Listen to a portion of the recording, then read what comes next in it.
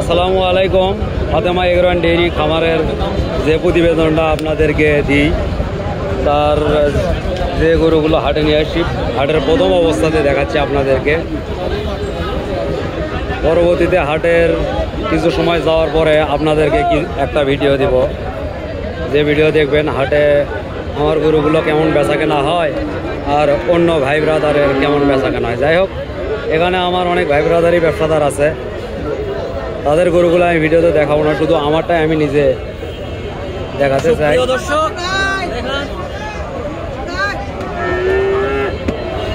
নিজের ঢোকার ভিডিও না, আমার নিজের ঢোকার ভিডিও ভাই।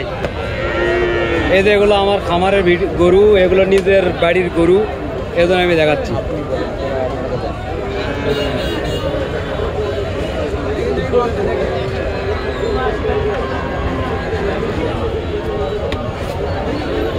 যাই হোক, খামারে যেগুলো আপনাদেরকে দেখাইছিলাম দর্শক, এগুলো আজকে হাটে নিয়ে আসছি।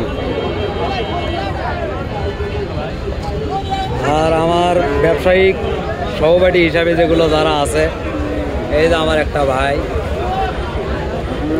এই যে একটা আমার ভাই, আরও আছে একটা বন্ধু, একটা বড় ভাই আছে, ভাইস্তে আছে।